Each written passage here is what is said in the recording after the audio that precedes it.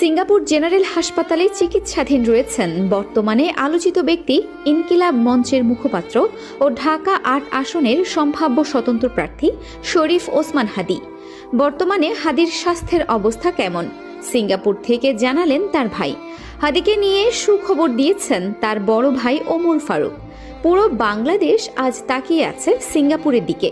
গুলিবিদ্ধ হয়ে চিকিৎসাধীন ওসমান হাদি কখন সুস্থ হয়ে আবার দেশের মাটিতে ফিরবেন? প্রতিদিন দোয়া আর ভালোবাসায় অপেক্ষা করছে লাখো মানুষ। হাদির দ্রুত সুস্থতা আর নিরাপদ প্রত্যাবর্তন, এটাই এখন জাতির একটাই চাওয়া।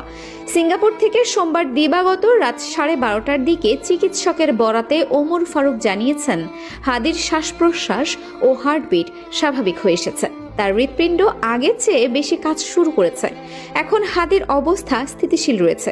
সংশ্লিষ্ট সূত্রে জানা গেছে, সিঙ্গাপুরে নেওয়ার সময় ওসমান হাদির শ্বাস প্রশ্বাস ও হার্টবিট বেড়ে যাওয়ায় তার স্বাস্থ্যের অবনতি ঘটে। ফলে বিমানবন্দর থেকে তাকে অতি দ্রুত সিঙ্গাপুর জেনারেল হাসপাতালের আইসিইউতে ভর্তি করে চিকিৎসা শুরু করা হয়। ওমর ফারুক জানান, চিকিৎসকরা তাকে স্যালাইনের মাধ্যমে বেশ কিছু ওষুধ পুশ করেন এবং তাকে 2 ঘন্টা পর্যবেক্ষণে রাখেন। এরপর হাদি চিকিৎসায় সাড়া দেওয়া শুরু করেন। তার শ্বাস প্রশ্বাস ও হার্টবিট স্বাভাবিক হয়ে আসে এবং তার হৃৎপিণ্ড আগের চেয়ে বেশি কাজ করা শুরু করে।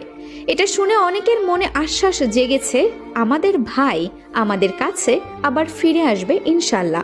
যে হাদিকে গুলি তার সম্পর্কে তথ্য নিয়ে জানা গেছে, তাকে পেশাদার শুটার বললে হয়তো ভুল হবে না।